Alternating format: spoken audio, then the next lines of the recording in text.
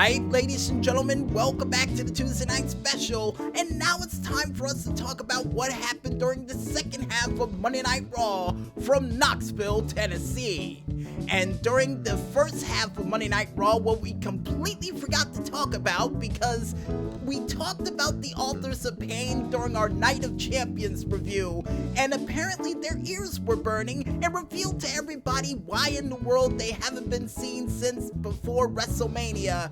And the reason why is because nobody's man enough to fight them, nobody is strong enough to fight them, and they are the future of the tag team division, and the future will be written in pain. And yeah, I was really wondering what happened to them, but the explanation that they gave makes a lot of sense. A lot of people are afraid to fight two big, oversized, very dangerous people who knows martial arts backgrounds, and I might be wrong with that fighting style, but either way, let's just say when they come back, it's not gonna be a pretty sight, especially for Bobby Roode or the team of the Revival on the other side, along with Dolph Ziggler. Yeah, it's gonna be a lot of pain being dealt out, more than Hellraiser could possibly imagine. And the next thing to take place on Monday Night Raw would feature none other than the Knox County Mayor himself, Glen Jacobs, actually showing around R-Truth, the town of Tennessee, and would show him all of the cool portions of the town. Also would show him the big oversized stadium, home of the Volunteers. And then, besides R-Truth making a joke saying that are the Santas allowed to play on the field, he would then realize that referee, whatever his name was, which I forgot after R-Truth made a RoboCop comment, would be an actual referee besides a police officer for Glen Jacobs to win the 24/7 championship and become the first mayor to win the belt. Congratulations, Glen Jacobs. Then later on that night, while Glenn was trying to make his way to Monday Night Raw as a mayor, would then get pinned by R-Truth for him to become a, 16 or 17 time undisputed 24/7 7-Eleven European Intercontinental Champion. Now that's what he said the belt was. I didn't, he did. But he's getting real close to Raven's record of 29, and I got a feeling on the track that he's going, he may beat it by WrestleMania. But after getting the pin on Glen Jacobs, he would get reacquainted with a nice right hand across the throat from an angry mayor that was gonna chokeslam him through that limousine. Only for R-Truth to say that that belt was 24/7 rules and to just come on and enjoy the show, and oh, you got a strong grip too. You still got it. Just like Kane said, or wait a minute, Glen Jacobs said just when he was running out of the arena with that 24/7 championship earlier in the night. Yep, he still got it all right. And speaking of people who still got it, folks, the next match to take place on Monday Night Raw would feature none other than the man of mystery himself going one-on-one against the Swiss cyborg, Cesaro. And before this match could even begin, Cesaro would give a warning to Rey Mysterio saying that you better take the advice of your son, because when your son shows up here, I'm gonna beat the hell out of him just like I'm gonna beat the hell out of you, only for Mysterio to take offense to that, beat the crap out of him inside the ring, for the referee to inform him that there's a match going on now. For Cesaro to be confused and say, oh, this is a match? It's a match? I didn't know that. Only for the referee to ring the bell and just for Cesaro to go into full-on fight mode and uppercut the living daylights out of Rey Mysterio. And would continue to do so during this match until the man of mystery would get back into this contest with not only a 619 to the kidneys, but also a modified roll-up during this match for near fall.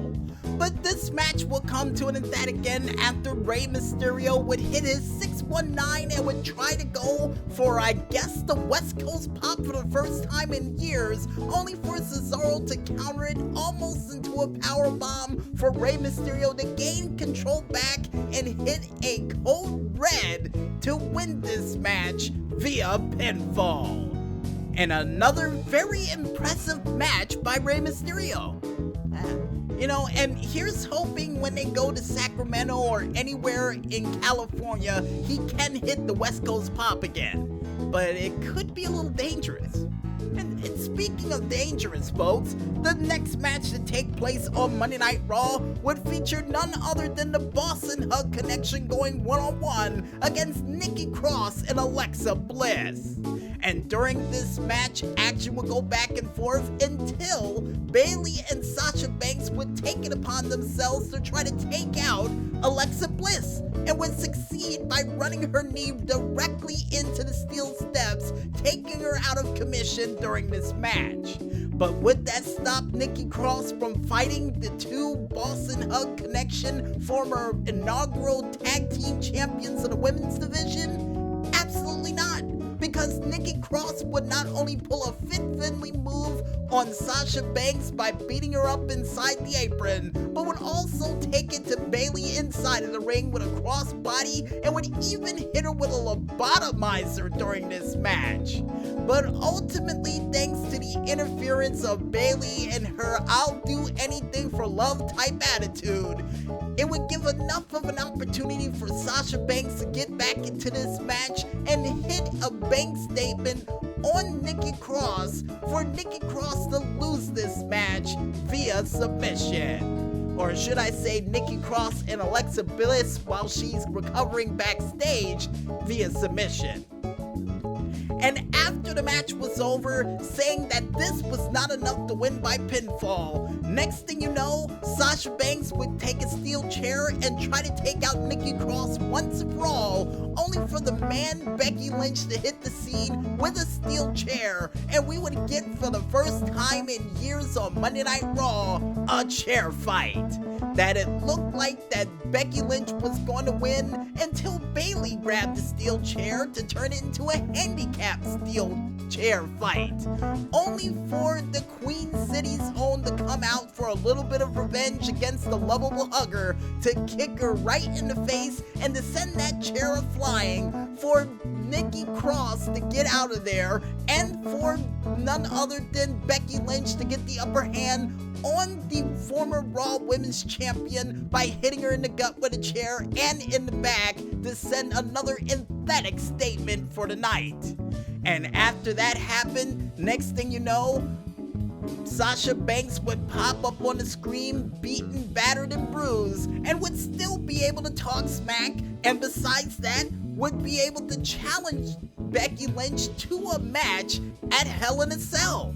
But Becky Lynch raising the ante up just one more notch than she could by saying, "I don't want to fight you at the Hell in a Cell pay-per-view, I want to fight you inside Hell in a Cell." So for the first time in what seems like 3 years, folks, we're gonna have a women's Hell in a Cell match featuring Becky Lynch going one-on-one against the boss, Sasha Banks. Now, the man has never been inside Satan's structure, but the boss has, and she lost to Charlotte. So I got a feeling she'll have some experience in it, but at the same time, it's gonna be one hell of a fight, no pun intended. And the next match to take place on Monday Night Raw that came from out of nowhere would see Lacey Evans going one-on-one against Dana Brooke, and during this match, action would go back and forth, including Lacey Evans pulling off a very beautiful, I guess, helo drop kick to the face of none other than Dana Brooke during this match, and then would take further liberties of beating the crap out of Dana Brooke by throwing her tissue or hard napkin in the face of Dana Brooke and then hitting her in the face from out of nowhere with a woman's right. And instead of going for the pin, would add insult to injury and send a message to the Natalya by hitting her with a sharpshooter for Dana Brooke to tap out or just to verbally submit for Lacey Evans to win this match with Natalya's own family move via submission. And I got a feeling wherever Natty Neidhart is right now, she is steaming. Or just gonna say something on Twitter back to her just like she did to her in a back and forth Twitter war that's been going on for how long? I know not. But besides wars on Twitter, folks, the main event for the evening would see none other than Seth Rollins going one-on-one against the glorious Bobby Roode. And unlike his match at Night of Champions or Clash of Champions, whichever you want to call the pay-per-view, Bobby Roode or Robert Roode would be able to come out on his Lazy Susan entrance like he used to back in the day. I'm real surprised they don't give it to him more often, but I guess time restrictions. And during this match, with Dolph Ziggler at his side, Robert Roode would get firm control of this match until Seth Rollins would be able to adapt to the situation, super kick the living daylights out of Dolph Ziggler on the outside of the ring. And then when Bobby Roode tried to make things seem glorious, Seth Rollins would send him in the corner with a buckle bomb, kick to the midsection, and then put his lights out with a blackout, and would try to go for the pinfall, only for Dolph Ziggler to break it up for Seth Rollins to win this match via disqualification. And Seth Rollins would find himself behind the 8-ball while trying to fight Dolph Ziggler and Bobby Roode, but would then fight his way out of the situation, only for the OC of all people to show up, probably still steaming after getting the crap kicked out of them earlier in the night, and would come out to take out a piece of Seth Rollins. And everybody in the ring taking their pop shots at Seth, including Dolph Ziggler hitting super kicks, Bobby Roode hitting right hands to the face of Seth, and even the OC hitting the Magic Killer, and AJ Styles hitting the Styles Clash, all on Seth Rollins, only for an unlikely ally from the Authority to come out to help out Seth Rollins in the form of Kane. Not Demon Kane, just Kane. I don't know where in the world Michael Cole got the whole Demon Kane thing from, but it's just Kane. And he would come out and wreck shop like he used to, not only hitting everybody with throat thrusts, but would also hit the OC members all with choke slams, only for Kane to try to celebrate himself like he used to back in the day in his representational state that he's mayor of, quote unquote, because that's Kane, not Glen Jacobs. But unfortunately, the lights would go out, the Fiend would show up, and the demon of Knox County would end up getting choked out by the Fiend. And after he got done with Kane, he would slowly inch his way toward a heavily breathing Seth Rollins unable to defend himself, for Monday Night Raw to end with a creepy remix to the Firefly Funhouse theme that would continue for about a good minute and 30 seconds since they were bored. And then the lights will go out, and there you have it, Monday Night Raw for this week. And I guess with that said, folks, we might as well head back into the music, and when we return, we'll be back with more of the street-like delight known as the Tuesday Night Special right after this. So don't fall asleep just yet, folks, and stay tuned.